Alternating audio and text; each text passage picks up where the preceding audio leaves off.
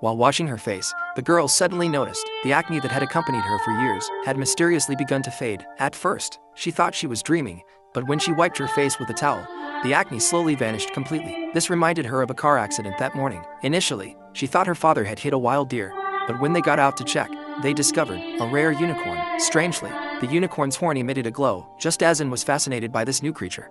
Her father, hearing discovery, suddenly grabbed an iron bar and struck the unicorn dead. Its purple blood instantly splattered their faces, and believed her acne vanished, likely due to the unicorn's purple blood. Sure enough, her father's body began to change. His nearsightedness vanished. He could see clearly without glasses, as if healed by some magical power. Little did they know, a terrible disaster was approaching. It turned out Lawyer Jack had come to this wealthy mansion because the cancer-stricken tycoon was dying soon. The tycoon had invited Jack to arrange his will. Suddenly, Anne appeared and interrupted them. The unicorn's corpse was hidden in the car, and urged her father to dispose of the unicorn immediately, as she had discovered its extraordinary powers. No sooner had she spoken than a sudden noise came from the car outside. Immediately afterward, the vehicle shook violently. This instant made the wealthy man sense something was amiss. He hurriedly sent men to investigate the vehicle. Something seemed to be struggling inside. Before anyone could react, the unicorn burst through the car.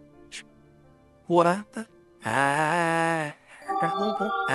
Jack never imagined the unicorn would mysteriously come back to life. Terrified, the tycoon's bodyguard shot it to silence it. With the truth exposed, Jack could no longer conceal anything. Upon hearing this, the tycoon instantly realized this unicorn might possess some kind of healing power. To verify his hunch, the tycoon had his men take them straight to the lab for a full-body examination. They eventually discovered the unicorn's blood held no value, but the horn on its head was exceptionally unique. Perhaps that horn contained the healing substance. This finding instantly thrilled the tycoon. It might be his last chance to cure his cancer. He ordered his men to grind the horn into a fine powder and injected it into his foredrip. Unexpectedly, after one bottle was administered, the tycoon's cancer miraculously vanished. He even discarded his walking stick. The unicorn's horn truly possessed healing properties, revealing a massive business opportunity to the tycoon. If all unicorn horns were turned into medicine, he could strike it rich.